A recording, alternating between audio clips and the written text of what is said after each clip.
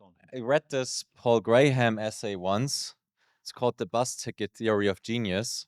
And it talks about where, in what area can you do your best work. And it's very counterintuitive. Like, think of someone who collects bus tickets, something that doesn't seem like terribly useful for the world. But it is in these things that you have this curiosity for, even though it seems totally irrational, that you can do your best work just because nobody else is looking there. Right. And occasionally you find that some of these things can have a very large impact. And I read that essay, but I didn't really understand it before it happened to me. When I got into the topic of public choice and regulation and things like that, right? So now I have like books on my staple about like the Federal Regulatory Register. So something that sounds intensely boring to most people, but utterly fascinated me because I felt the fabric of society is created around these things. So that led me to, well, understand things like medical cost inflation and things like Eroom's law that Jack has done work in. And it led me also eventually to start Infinita. And there's no person in the world that I'm aware of that has done more work on this question of why drug development is so long and getting so expensive. So I'm extremely excited to be sitting here with Jack today. And we were going to be discussing the question of what are the bottlenecks that make costs and time for drug development and more so expensive. So really excited to be here with you, Jack. Why don't you start telling us a bit about your work and about Eroom's law and what's kind of your first approximation is what's driving costs?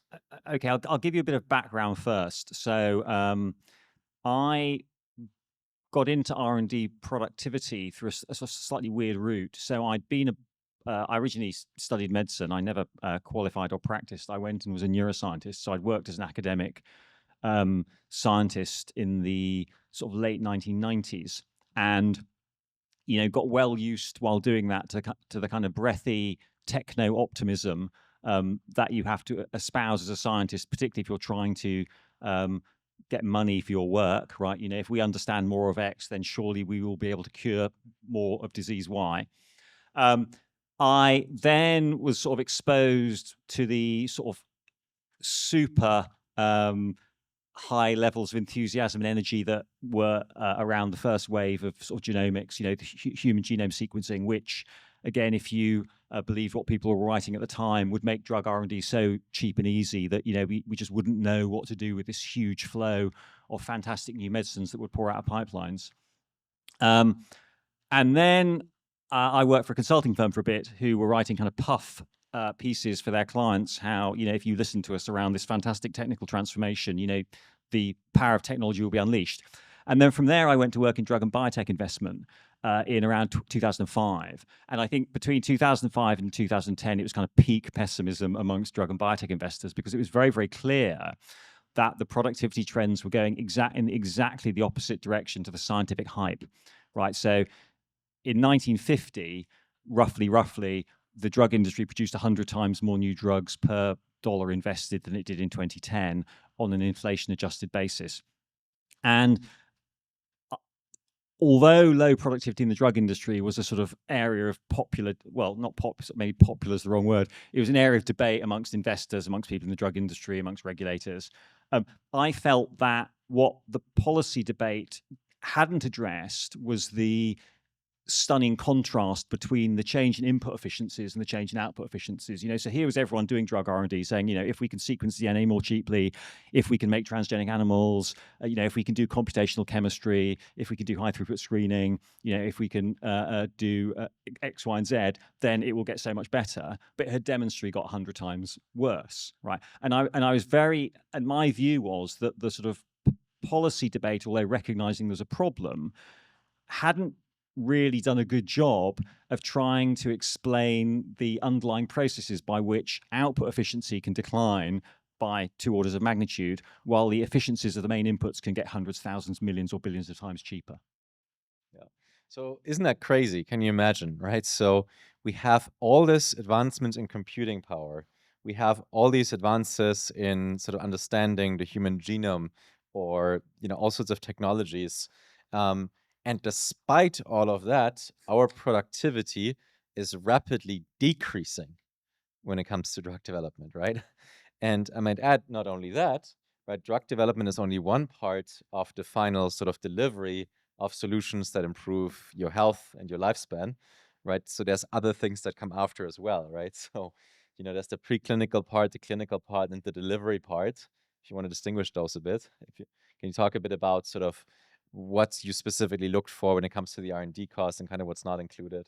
Yeah. So I mean, the measuring R&D efficiency is quite hard. And again, I'm not an econometrician, and it's not clear to me that the econometricians do a much better job. So the sort of first crude measure, or the sort of and actually also R&D product, the sort of social value of R&D is very skewed, right? So actually there's a relatively small number of drugs that are incredibly useful, and then there's lots and lots of drugs actually which are not terribly useful.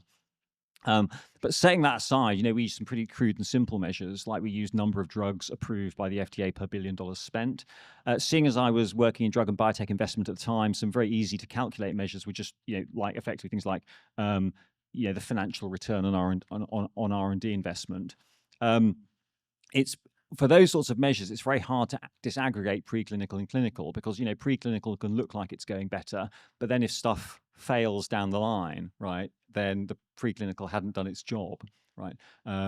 So it's pretty hard to dissociate the productivity trends in the different phases. Although it is fair to say the bulk of the cost gain happened in the later stages. So if you look in the 1960s, the ratio of spending preclinical to clinical was probably, if I recall correctly, 60 preclinical, 40 clinical, and now it's roughly 2 or maybe 2.5 to 1. So you've had relative inflation in the clinical costs versus the preclinical costs, but it's still the case that preclinical costs have gone up, by 1.5 orders of magnitude.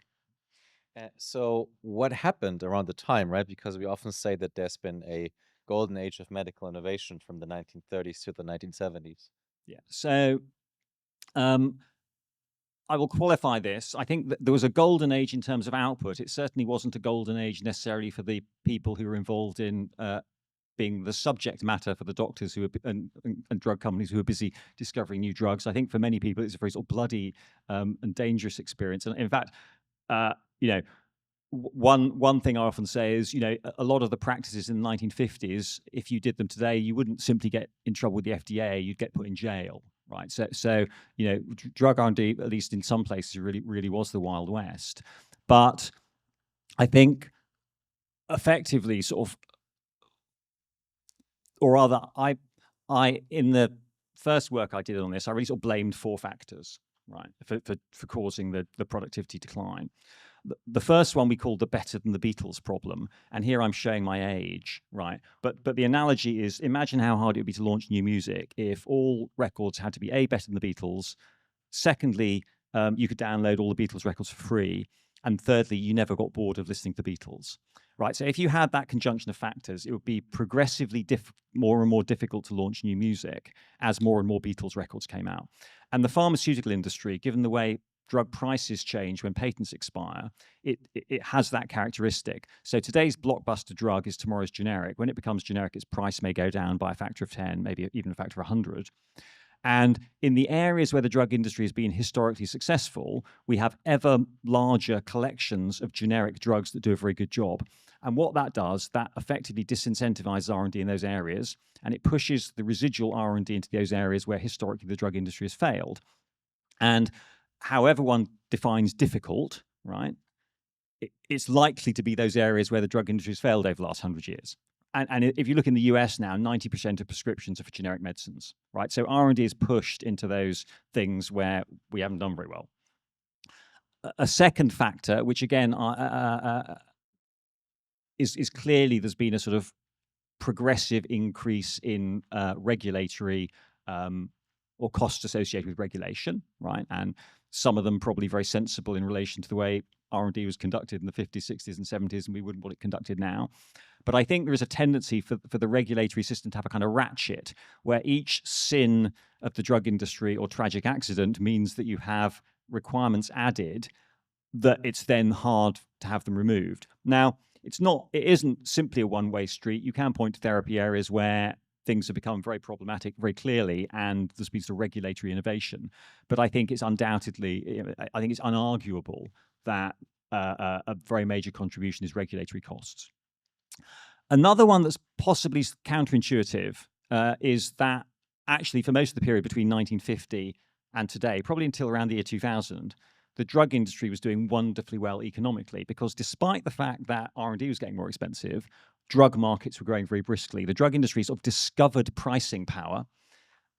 An interesting thing possibly for this audience is when Medicare insurance was introduced in the US first, which I think was in I forgot when it was, someone here might know, but it didn't include a prescription drug benefit. And the reason for that was, at the time, you didn't necessarily have to insure against your prescription drug costs. Boy, you'd want insurance against your hospital costs, but not necessarily against prescription drug costs. Today, if you're a cancer patient in the US, your cancer drug, one of your cancer drugs could cost $250,000 a year, right?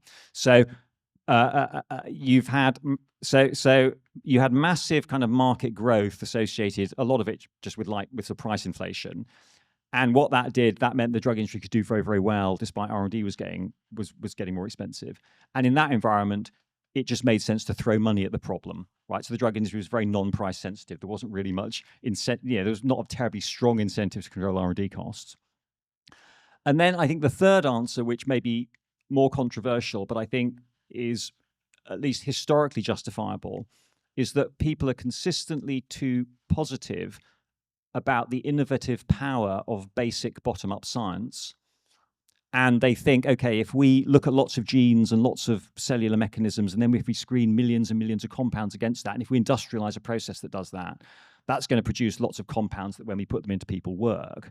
And at least the sort of crude early implementations of those ideas didn't. And I think part of the reason that was attractive was that the sort of history of drug R&D gets rewritten.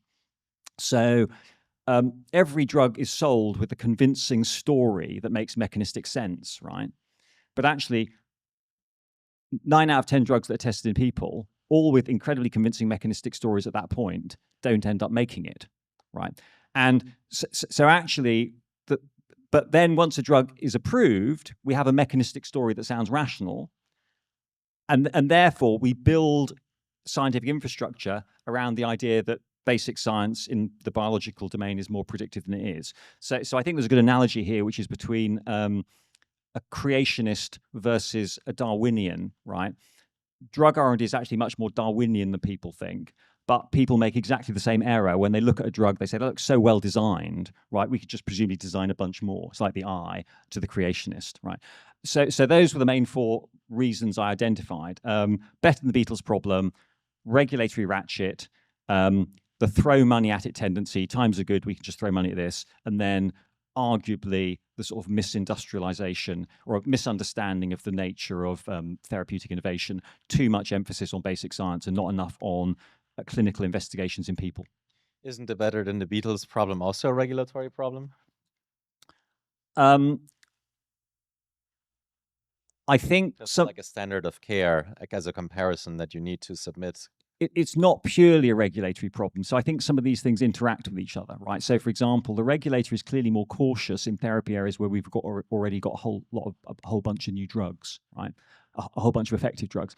But it's also the case that if you're testing a new drug in a therapy area and you've got to test it against a bunch of highly effective old drugs, that reduces the statistical power of your tests. So you have to do much, much bigger trials, right? So it's big, it's more. And then another thing that happens in crowded therapy areas is treatment gets really, really complicated.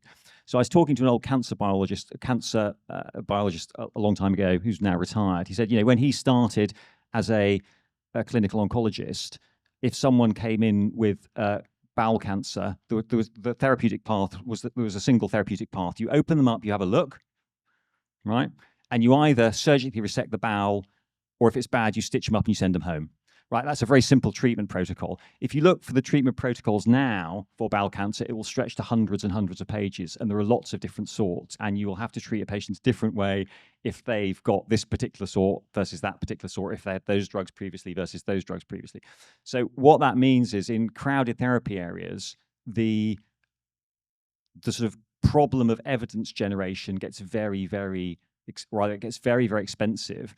And something that I think that underplayed in the 2012 paper and those 4 explanations I gave you is that there's a sort of relationship between commercial insurers now, where insurers won't pay for things unless there's direct clinical. They won't reimburse drugs unless there's direct clinical trial evidence that they've been used in the precise use that the doctor wants to prescribe them for. So often, I think a lot of drug companies say that actually it's sometimes easier to satisfy the FDA than it is to satisfy the reimbursement agencies. And what role does 1962 play? So if you look at the Eroom's law trend, it has a small and transient effect on the trend, right? So I wouldn't say it has no effect. There was you can plot the log graph that we had earlier today, which I don't have with me. And if you put an arrow in 1962, what you see is the drugs per $1 billion spent transiently reduced and then sort of popped back up to the trend line. You can also see 1 or 2 other things. So, for example, there's some sort of regulatory relaxation and some sort of regulatory backlog clearing associated with a particular period of sort of HIV drug innovation, where you can see the number of approvals popping up, right? So, until 2010, the sort of big regulatory changes, you can see they have an effect on the line, but I suspect it was more kind of cumulative, small changes rather than big. And the reason I say 1962, so everyone's on the same page, so this was an important date, the so-called Kefauver-Harris amendments, and this was in response to a public health disaster that actually mostly took place in Germany, right? So in the United States, it's known as thalidomide, and in Germany, it's known as Contergan. Everyone in Germany has heard about the name Contergan. And everyone in the UK has heard about thalidomide. Yeah, but yeah. it was never marketed in the US, the drug, actually, Yeah. because the FDA Exactly. weren't impressed. And that's like their hero story, right? And in fact, actually, they denied it for not the right reasons, I think, that they, right? So, but the point is, this was like a very bad drug. So it had babies born without limbs and have like terrible deformations, right? So this is kind of the nightmare of any public health, someone who's in public health. And then the idea is often, and I was doing work on my Stranded Technology podcast also in regulations outside of medical.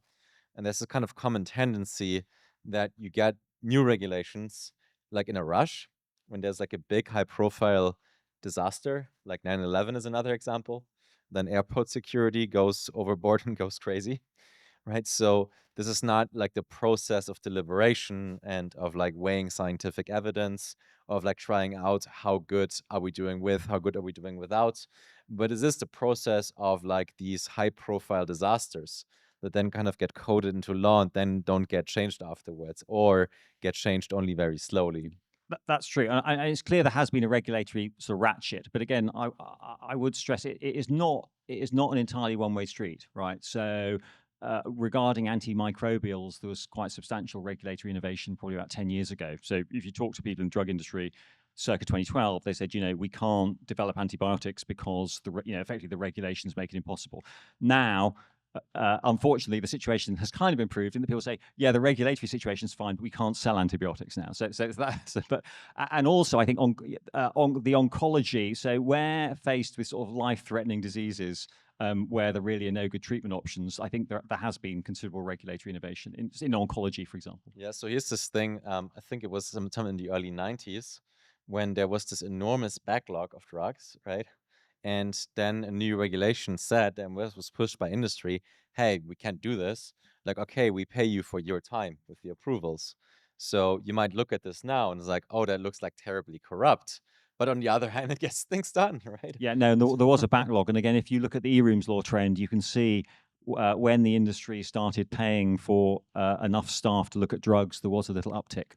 Mhm. Yeah. So, and in the United States, just to highlight that, it's not like all bad. It's actually better than most systems around the world, especially other economies or countries where you have price controls. Because you might disagree with it. Hang on, sorry, what's better? So the United States is basically the market where you're going to do your R&D just because you can sell the drugs and you have price setting power. Versus you would be disincentivized to do innovation if you couldn't charge these higher prices. Yeah. So there's a very good quote from a friend of mine called Simon Baker, who said, "Drug R&D is a bit like NATO, of great benefit to Europeans, but paid for largely by Americans." Right. So it's clear. Again, you talk to anyone in investment. The kind of US is the cognitive magnet, right? They adopt new drugs quicker. They're much less price sensitive, and actually they punch above their considerable weight in terms of DCF valuations, right? Because you get paid quicker. Yeah. So this is a feature that that's kind of interesting, but it's and again, without wishing to digress, it does also, from my perspective, result in some very strange distortions, right? So, for example, the way drugs are priced in the US has a lot to do with historical accident, right? So there are certain therapy areas where actually the pricing is somewhat competitive. So once you've got 2 or 3 similar drugs in a therapy area, the insurers will negotiate with the drug companies and can drive the prices down actually to similar to European levels. But actually, at the moment, between 40 and 50% of all R&D investment in the drug industry is going into oncology. Right. Now, I'm not saying that oncology isn't a major public health problem, because it is. But the reason all that money is going into oncology is because drug companies have almost infinite pricing power. There is state and federal legislation that says health insurers have to cover oncology drugs. And furthermore, the doctors who prescribe the oncology drugs, or rather the institutions that administer oncology drugs, get paid the average selling price of the oncology drug plus 6%. So if they infuse a $100,000 drug into a patient, they get $6,000. If they infuse a $200,000 drug into a patient, they get $12,000. Right. So you've got these kind of weird historical pricing accidents, effectively large or having an enormous effect on where R&D capital is deployed in the drug industry. Yeah. Now, some of our friends, and including you have some ideas, and you're working on improving the preclinical testing pipeline to send the right. So something that's very close to my heart, because I think it's important, and in fact has been a sort of big interest of mine since really 2013, 2014, is around the quality of the models that we use to decide which drugs should go into people. And because you can bet, 9 out of 10 drugs that go into people fail, but you can bet they all look great in the mouse, they all look great in the rat, they look fantastic in your machine learning model, because otherwise you wouldn't have put them into people, right? Now, I got interested, and this is a minority interest, but I got interested in trying to represent drug R&D as a kind of formal search process. So you can think of drugs against a particular target or targets against a particular disease as effectively candidates in a space to which we could apply a bunch of different measures, right? And it might be, how good does our machine learning model think this compound looks? How well does it do in the mouse model? How well does it do in my tox model? Does it do something encouraging in phase 1B, right?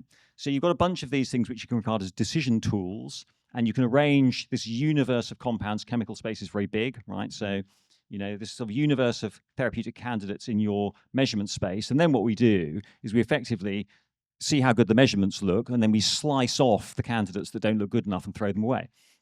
But with this formalism of thinking about therapeutic candidates in a measurement space, you can start looking at the factors that influence your ability to detect candidates that are likely to work in people.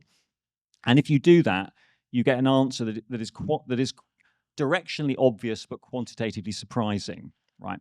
And the result is very small changes in the degree to which your model correlates with the human outcome of interest can be much more important than enormous changes in brute force efficiency, right? So testing 10 or 100 times more drugs in your R&D process may matter less than changing the correlation coefficient between your model and the human outcome of interest by 0.1, right? And give you a lovely historical example. The world's first useful antimicrobial was a drug called sulfanilamide that was discovered by screening a couple of hundred dye derivatives in live mice with sepsis circa 1932. Between 1995 and 2005, the drug industry tested something like 10 to the 7 compounds to try and discover new broad spectrum antibiotics. But using the white heat of genomics, they said, let's test them against isolated proteins that come from the genes that are essential for bacterial survival, right? Because those would be fantastic drug targets. And they found not a single compound that was good enough to test in people. So the question is, how could someone in 1932 test 200 compounds, find something that works in people, and the drug industry circa 1995 to 2005 test 10 to the 7 compounds and find nothing? Well, it turns out if the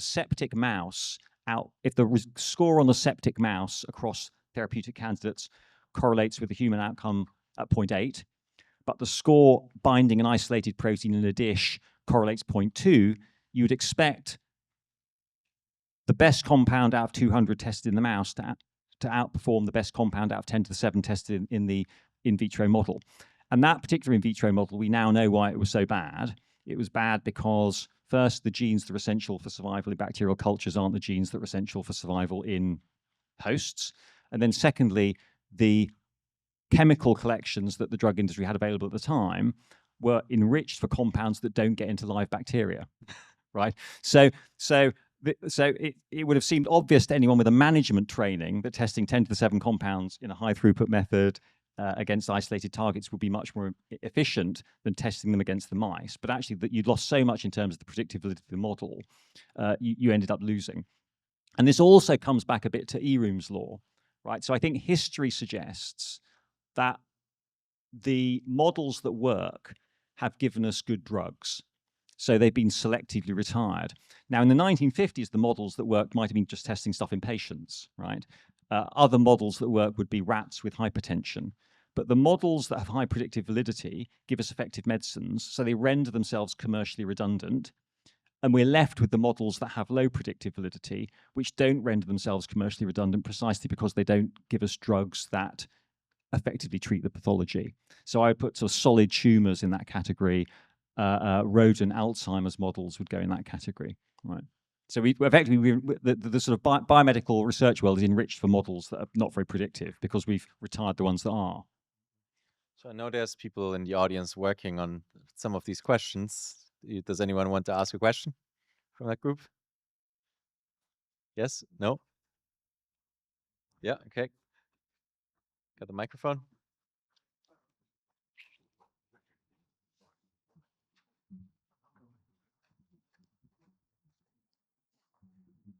So one of the things, of course, Eroom's law, but Jack, have you seen the paper by Park talking about scientific innovation itself generally declining?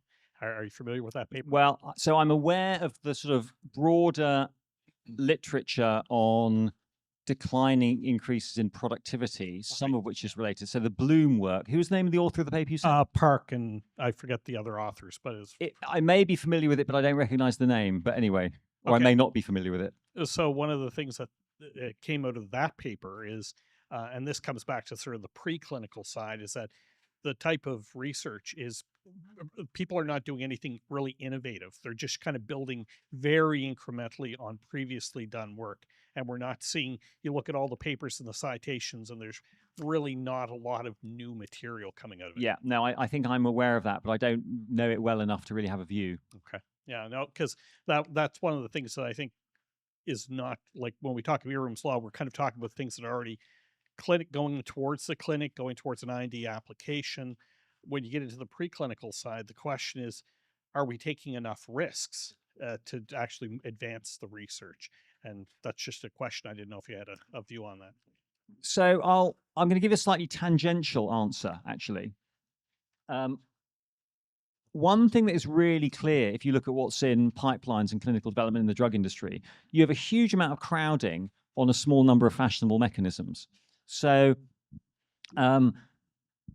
if you look commercially how drugs do in a particular therapy area, what you'll find is the first, second, and maybe third drugs of a particular class tend to kind of dominate, right? So unless there is some real improvement, so there's a class of anti-cancer drugs called PD-1, PD-L1s, a genuine breakthrough, have transformed people's outcomes in a range of cancers.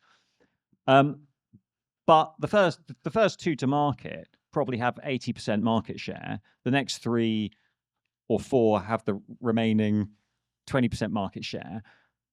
But there are several tens of PD-1, PD-L1 drugs still in clinical development. Another popular cancer target is a target called RAS. A friend of mine recently looked and saw that there were, I can't remember if it's 42 or 52 RAS programs in preclinical or early clinical development. Now, understanding whether your models are going to predict human outcomes is really difficult. Lots of biomedical research is really difficult, but counting how many other programs are doing exactly what you're doing isn't difficult, right? So I am constantly surprised by the amount of competitive crowding you have in fashionable therapy areas where people you would imagine would think, even if I work, if there's 16 other compounds ahead of mine, right, no one's ever going to buy it. And that capital would better be deployed doing something else. Whether it be better deployed doing other sorts of drug R&D, I don't know. But it strikes me as very peculiar that drug companies are so good at doing so many scientific things, but so bad at counting how many other programs look just like theirs. So one topic I'd like to bring up is so the current, not only the regulatory structure, but also some of it, the challenges of science. But I think the regulatory structure plays a large part. The drug development, clinical trials, and also IP laws create a certain market structure, right? So the fixed costs are really high for any new company. So that means we've seen that the large pharmaceutical companies have a very high market share. They're very centralized. There's very few new companies that make it to become big pharma companies, right? So I'm not sure I agree. I think the structure Compared to like a reasonable other industry.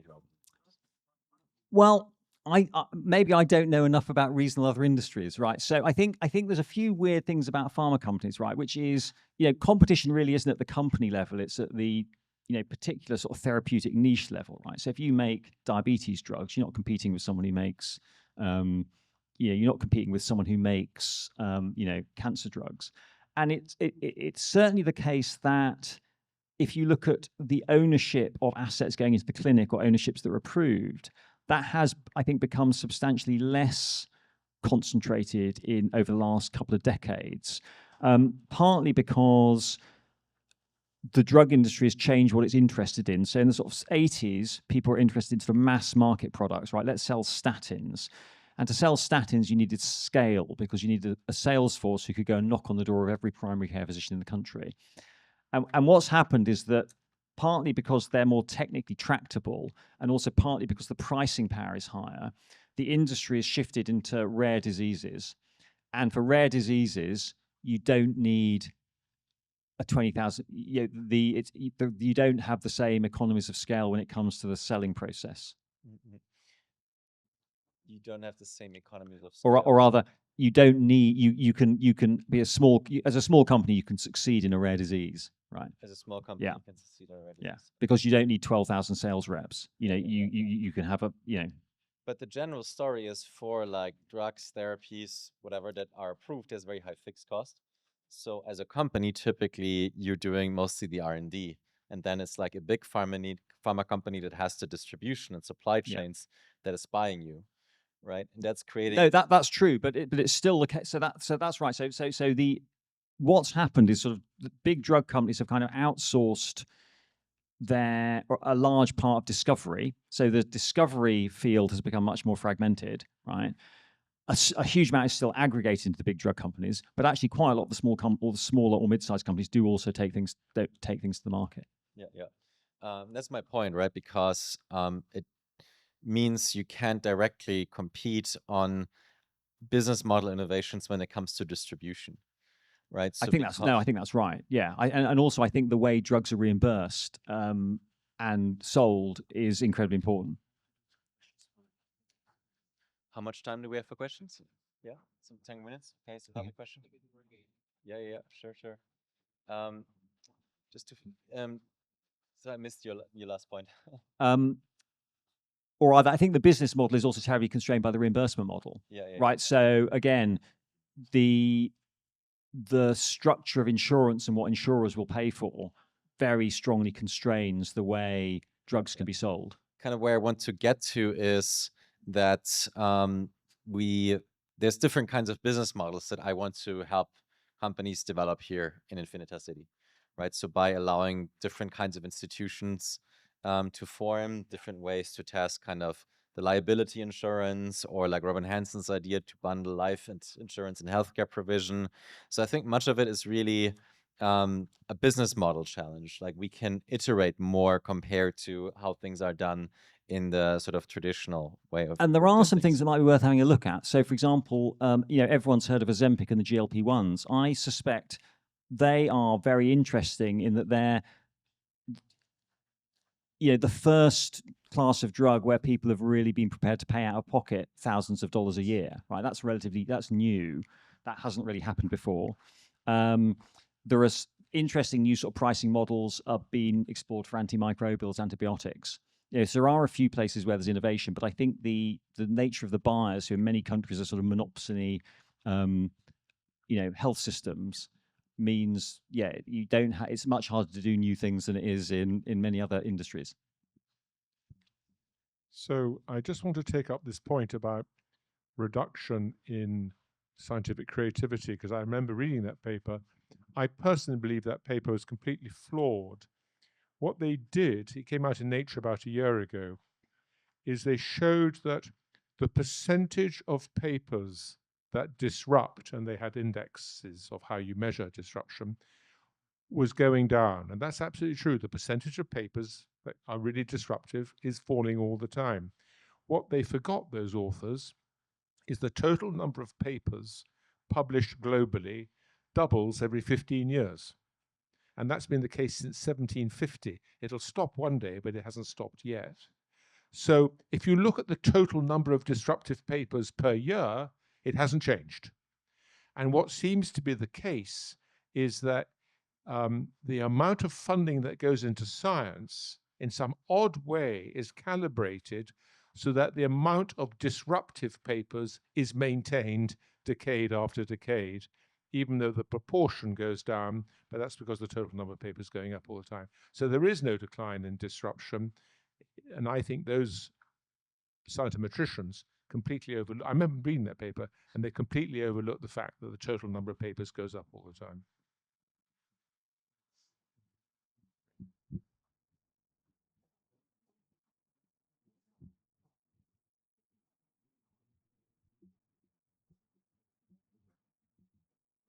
More questions? I could go on and on, right? So to me, this is an endlessly fascinating set of problems, right? So what's, can you tell us a bit more about your own venture you're building right now? Yeah. And also, So the question was talk a bit about my own I'm venture. curious, especially also, is there anything you doing differently, kind of on a strategy side or a go-to-market side? Yeah. So But- most of my time now is taken up with a company called Ethereos, which is a company that has technology relevant for age-related neurodegeneration, and also with a mouse data to translate to people, lifespan extension as well. So I didn't. Ethereos came to me, and it looked like too good an opportunity to miss. So basically, I was working really on disease screening and disease model validity, right? So my view is, at least within the existing structures of the pharmaceutical industry, the model quality lever is a very strong one to pull. And I was running a consulting business where I was doing work with companies mainly with novel drug discovery technologies, and they had a problem, which is, everyone who's got a novel drug discovery technology thinks it's much better than everyone else's, right? But there isn't really a common language to talk about model validity. Models are not formally assessed, and the clients couldn't tell the difference between a good and a bad one very often, right? So you end up getting commoditized. So that was the sort of business I was running. And then a guy called Mark Feldman, who I've known for about a decade, who discovered the anti-TNFs, which became the world's most lucrative drug class, and probably there's people in this room taking. So the anti-TNFs are used for rheumatoid arthritis, Crohn's disease, ulcerative colitis, and some other pathologies. He had come across some work from someone called Laura Duggan. Laura Duggan is a MD, PhD, professor of geriatric medicine at Vanderbilt, and also runs a neuroscience lab. And she, for the last 25 years or so, had been working on a very unusual chemistry, compounds which mimic endogenous enzymes involved in protecting tissue from inflammatory and oxidative damage. They're called superoxide dismutase and catalase, and the compounds mimic both. They mimic superoxide dismutase probably more potently than catalase. And the reason I got involved was with my model validity view. They ticked an awful lot of the science she'd done ticked an awful lot of the boxes. So she had shown neuroprotection in actually a phylogenetically diverse set of animals. So not just in one inbred mouse strain. She'd shown neuroprotection in primates, in wild-type mice, in various transgenic mouse strains, in rats, and in pigs. She'd shown neuroprotection for actually quite a diverse set of neural injuries. So normal aging, spinal crush, a model that is called Parkinson's, although it's questionable whether it really is Parkinson's. It's a Parkinsonian model in primates, various other chemical injuries. And all of her work, which a lot of academics do, but many don't, was placebo-controlled and double-blind. So I think very often when basic biomedical science fails to translate, it's because there's nothing there. It's a false positive, right? But my view is if you've shown something across a phylogenetically diverse set of mammals with actually quite a diverse set of injury models, all placebo-controlled, double-blind, there's probably something there. Furthermore, she'd done some pharmacokinetic work, so the compound was orally bioavailable, brain penetrant, and she'd also done some de-risking tox.